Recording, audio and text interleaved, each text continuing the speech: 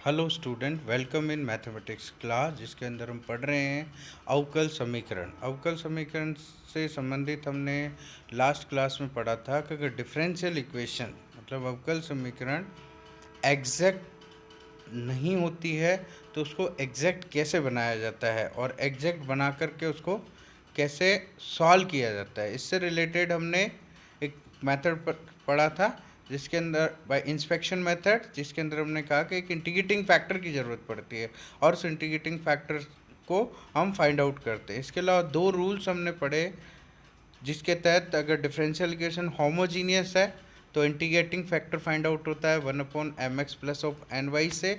अगर होमोजीनियस नहीं होके F N of X Y multiple of Y D X plus of F two of X Y X D Y equal to zero, इस तरीके की equation हो तो integrating factor 1/mx minus of N Y type का होता है।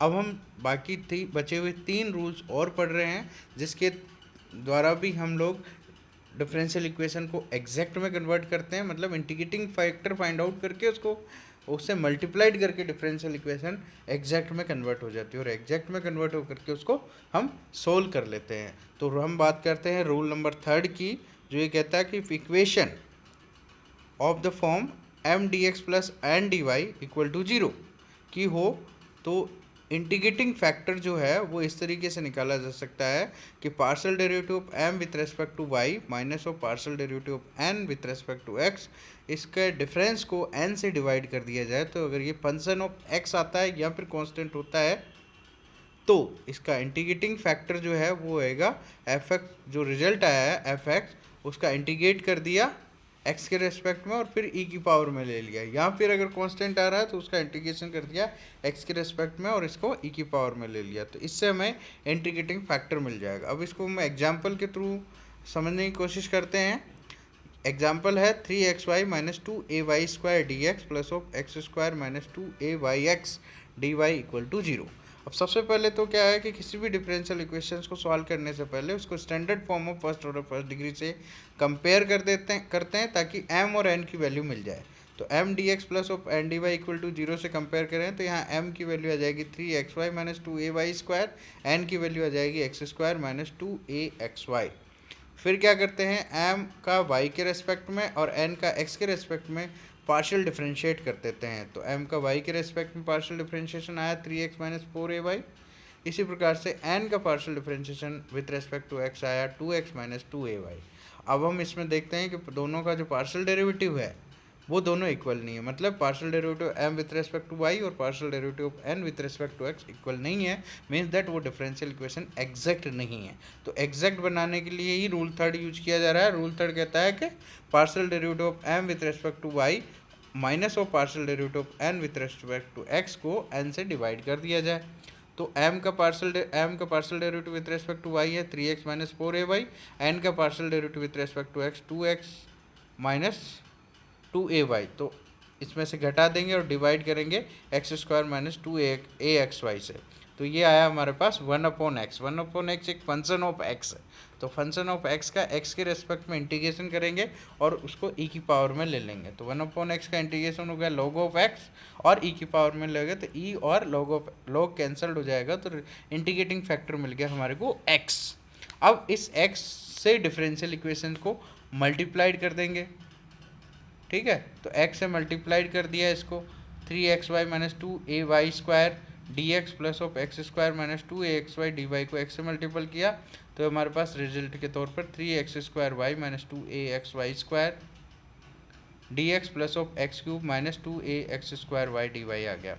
अब इसको अगेन कंपेयर कर रहे हैं स्टैंडर्ड फॉर्म से, तो हमारे पास m और n की वैल्यू आ जाएगी 3x square Y minus 2axy square, n की वैल्यू हो गई X cube minus 2ax square Y. दोनों का पार्शियल डेरिवेटिव किया m का y के रेस्पेक्ट में n का x के रेस्पेक्ट में, तो हमारे पास 3x स्क्वायर माइनस 4axy और n का भी 3x स्क्वायर माइनस 4axy, मतलब दोनों पार्शियल डेरिवेटिव इक्वल है और वैल्यू क्या है 3x स्क्वायर माइनस 4axy। इसका मतलब डिफरेंशियल इक्वेशन को अगर हमने इंटीग्रेटिंग फैक्टर से मल्टीप्लाइड किया जो कि रूल नंबर 3 से फाइंड आउट मिला है, तो उससे मल्टीप्लाइड करने पर डिफरेंशियल इक्वेशन एग्जैक्ट हो जाती है। अब जब डिफरेंशियल इक्वेशन एग्जैक्ट होगी तो उसको सॉल्व कर लेंगे। सॉल्व करने का तरीका है कि m का x के रेस्पेक्ट में इंटीग्रेशन और n का y के रेस्पेक्ट में इंटीग्रेशन, उसमें से x की टर्म्स को, n में से x की टर्म को हटा देते हैं, तो जो रिमेनिंग टर्म है उसका y के रेस्पेक्ट में इंटीग्रेशन। तो ये हुआ। तो उसमें ऐसी कोई भी टर्म नहीं है जो x से फ्री है, तो वो जीरो हो गया, तो इसका इंटीग्रेशन जीरो हो जाएगा। m का इंटीग्रेशन कर लेंगे। इस प्रकार ओवरऑल हमारे पास ये इक्वेशन का जो सॉल्यूशन है वो आ गया X Q by X Q की power 3 multiple Y minus of A X square Y square equal to C. ये हमारा एग्जाम्पल 1 का सॉल्यूशन हो गया। अब इसी प्रकार से रूल नंबर 4 है, वो एक जिस प्रकार से हम partial derivative m with respect to y को में से n का derivative partial derivative with respect to x को सब्ट्रैक्ट करके n से डिवाइड किया, वैसे ही इसका रिवर्स भी कर सकते हैं। n का partial derivative with respect to x में से m के partial derivative with respect to y को सब्ट्रैक्ट करके m से डिवाइड करें, मतलब जिसका डेरिवेटिव पहले रखा जा रहा है ना, उसके अपोजिट जो दूसरा डेरिवेटिव पार्शियल डेरिवेटिव है उसके m को उसके जो है कोफिशिएंट को डिवाइड करना है।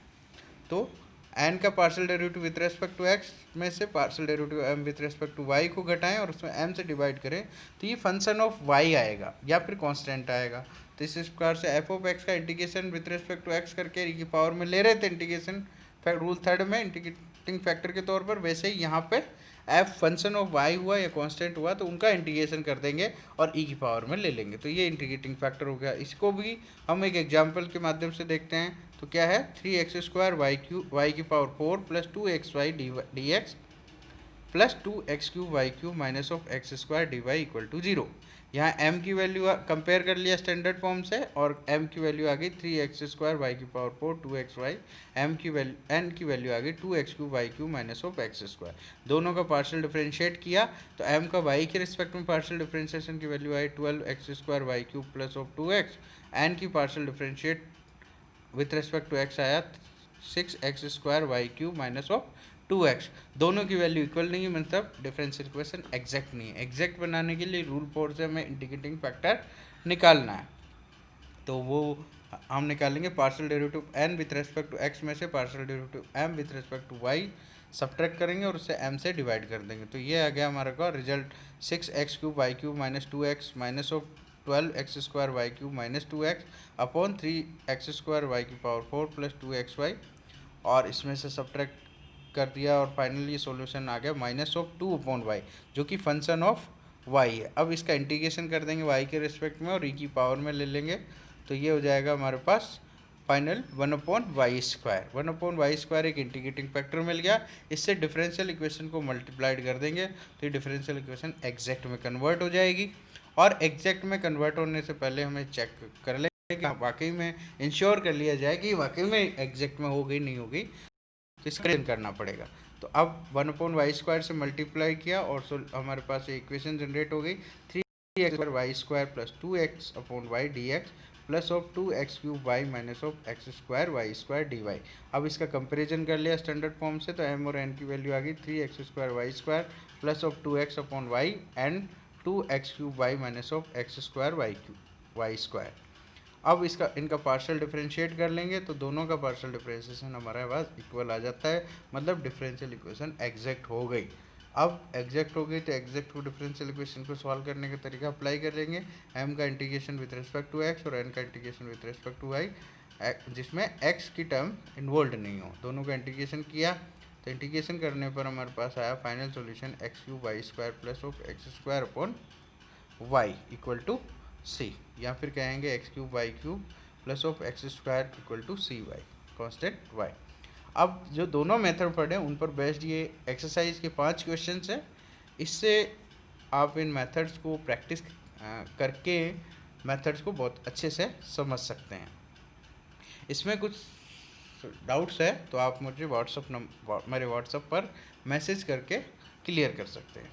अब इसी प्रकार रूल नंबर 5 पढ़ते हैं।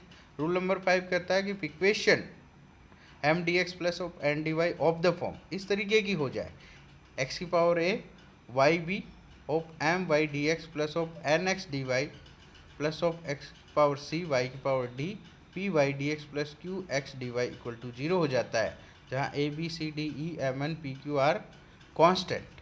देन इंटीग्रेटिंग फैक्टर जो है एक्स की पावर के वाई की पावर के होगा, जहाँ एच और के जो है वो कांस्टेंट होगा।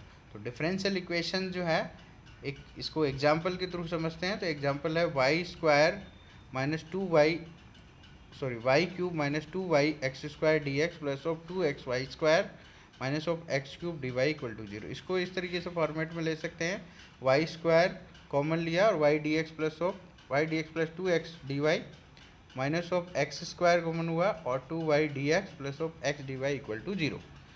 अब ये इक्वेशन जो है ऊपर का जो फॉर्मेट है उस फॉर्मेट में एक्स की पावर ऑफ ए वाई की power B M Y D X plus of N X D Y plus of X की पावर सी वाई की power D P Y D X plus of Q X D Y equal to zero की format में।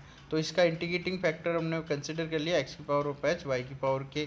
अब इस integrating factor से इसको multiplied करते तो ये डिफरेंशियल इक्वेशन एग्जैक्ट में कन्वर्ट हो जाएगी। तो एग्जैक्ट की फॉर्मेट में इसको कंपेयर कर लेंगे। तो एक्स की पावर एच वाई की पावर के से अगर मल्टीप्लाइड किया तो ये डिफरेंशियल इक्वेशन आ गई एक्स की पावर एच वाई की power K plus three minus two X की power of K plus two Y की power K plus one multiple D X plus of two X की power H plus one Y की power K plus two minus of X की power H plus three Y की power K D Y.